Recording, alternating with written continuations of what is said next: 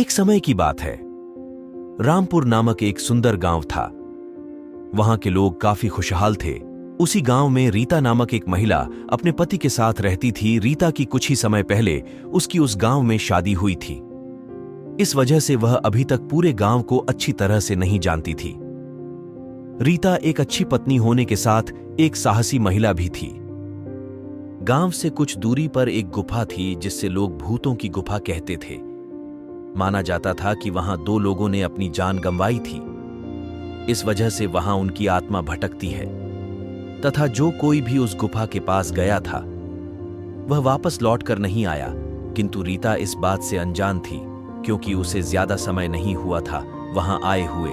एक दिन जब रीता अकेले घर पर होती है तो सोचती है, आज तो मैंने घर का सारा काम जल्दी ही खत्म कर दिया। अब मेरे पास कोई और काम तो करने के लिए नहीं। क्यों ना मैं थोड़ा गांव में घूम लूं, क्योंकि मैंने अभी तक इस गांव को ठीक से देखा तक नहीं है। इसके बाद रीता गांव में घूमने निकल पड़ती है। इस दौरान वह गांव में तरह तरह के पेड़ पौधे पशु पक्षी देखती है। रीता को यह देख बड़ा आनंद आता है तथा वह और आगे की ओर चलती जाती है। किंतु वह धीरे धीरे उस भूत वाली गुफा की तरफ बढ़ रही होती है। बहुत देर चलने के कारण रीता थोड़ी थक चुकी होती है, इसलिए वह एक बड़े से पत्थर का सहारा लेकर वहीं बैठ जाती है और मन ही मन में सोच रही होती है कि यह गांव कितना सुंदर है। किंतु उसके बावजूद यह इलाका तो बड़ा ही सुनसान है। यहां आसपास किसी तरह की कोई हलचल नहीं है।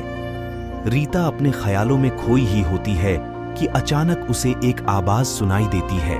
देखो, आज शाम हमें रामपुर से अगले गांव में जाना है तथा रात होते ही वहां के कुछ सेठों को लूटकर वापस आ जाना है। हाँ, तुम ठीक कह रहे हो। हमें आज शाम को ही यहाँ से निकलना पड़ेगा। यह सब सुनने के बाद रीता थोड़ी घबरा जाती है। उसे मालूम पड़ जाता है कि यहाँ कोई लुटेरे रहते हैं। इसलिए रीता धीरे धीरे से बिना कोई आवाज किए वहां से वापस अपने घर की ओर चलने लगती है और कुछ समय बाद अपने घर पहुंच जाती है। रीता शाम तक सोचती रहती है कि वह क्या करे। आखिरकार शाम को रीता का पति घर आता है। इसके बाद वह पूरी बात अपने पति को बताती है। गांव के बाहर एक गुफा है। उस गुफा में 2 लुटेरे रहते हैं जो कि आज रात को पास वाले गांव में चोरी करने की बात कर रहे थे। तुम्हें किसने कहा वहां जाने के लिए? वहां पर भूतों का बसेरा है। आज तक कोई भी वहां से वापस नहीं आया। तुम्हारी किस्मत अच्छी थी जो तुम वापस आ गई। तुम दोबारा वहां नहीं जाओगी। मुझे माफ कीजिए, मैं आपसे बिना पूछे वहां चली गई। कित्तू, वहां कोई भूत नहीं है। वहां तो 2 लुटेरे रहते हैं। मैंने अच्छे से उनकी बात सुनी है।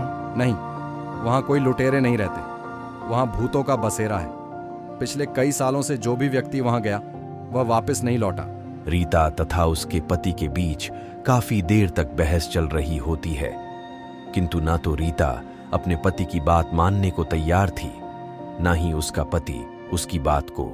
ठीक है, अगर आपको भरोसा नहीं तो आप मेरे साथ रात को उस गुफा में चलो।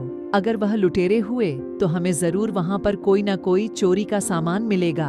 और दूसरी बात यह है कि आज रात वहां गुफा में नहीं होंगे, जिससे हम आसानी से सच का पता लगा पाएंगे। रीता काफी देर तक अपने पति को समझाती। आखिरकार रीता का पति मान जाता है। जैसे ही रात होती है वह दोनों उस गुफा की तरफ चलने लगते हैं तथा थोड़ी देर में वह पहुंच जाते हैं। कुछ देर दोनों पति पत्नी वहां खामोश खड़े होकर कुछ सुनने की कोशिश करते हैं, किंतु उन्हें कोई आवाज सुनाई नहीं देती। लगता है वह दोनों लुटेरे यहाँ से चले गए हैं। मुझे डर लग रहा है। चलो यहाँ से चलते हैं। आप क्यों इतना डरते हो? मैं हूं ना आपके साथ। कुछ देर इंतजार करने के बाद दोनों गुफा के अंदर जाते हैं। गुफा काफी डरावनी होती है। कुछ देर और अंदर चलने के बाद आखिरकार वह गुफा के बीच में पहुंच जाते हैं तो देखते हैं यहां तो खजाने का ढेर लगा हुआ है। यह देख दोनों बड़े ही आश्चर्य में होते हैं। इतना सारा खजाना, क्या यह सच में है? हाँ, ये बिल्कुल सच है। देखो, मैंने कहा था ना कि यह लुटेरों का ठिकाना है। हाँ, तुम ठीक कह रही हो। यह कोई लुटेरों का ही ठिकाना है। दोनों आपस में बात ही कर रहे होते हैं कि उन्हें बाहर से किसी के अंदर आने की आवाज आती है। रीता तथा उसका पति जल्दी से एक पत्थर के पीछे छुप जाते हैं। थोड़ी देर बाद 2 लोग गुफा में आते हैं। न जाने वह पुलिस रास्ते में क्या कर रही थी। पता नहीं वह वहां क्यों आई थी। अच्छा हुआ हम वापस आ गए। अगर उनको हमारे ऊपर शक हो जाता तो हम पकड़े जाते। सही कहा, चलो ठीक है, अब किसी और दिन उस गांव में चोरी करने जाएंगे। रीता तथा उसका पति बड़े ध्यान से उनकी बातें सुनते हैं। इसके बाद वो बाहर जाने वाले रास्ते की तलाश में होते हैं ताकि वह वहां से भाग सके, किंतु पूरी रात उन्हें कोई मौका नहीं मिलता। देखते देखते रात बीत जाती है तथा अगला दिन शुरू हो जाता है।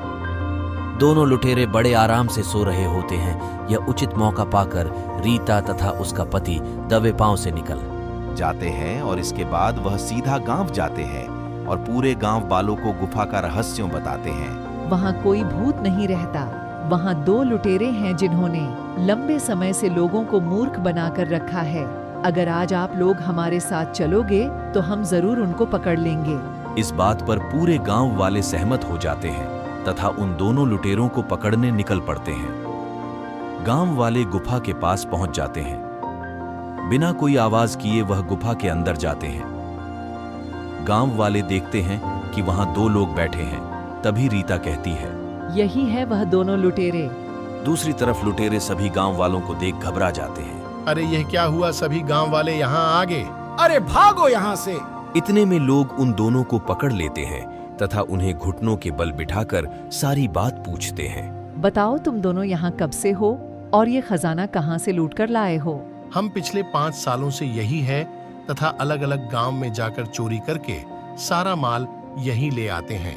और वह भूतों वाला चक्कर क्या है, जरा बताओ। एक रात गांव के किसी आदमी ने हमारी हंसते हुए आवाज सुन ली, तब उसने हमें भूत समझ लिया और अगले दिन वह अपने दोस्त को सारी बात बताता है और उसे साथ में गुफा के पास ले आता है।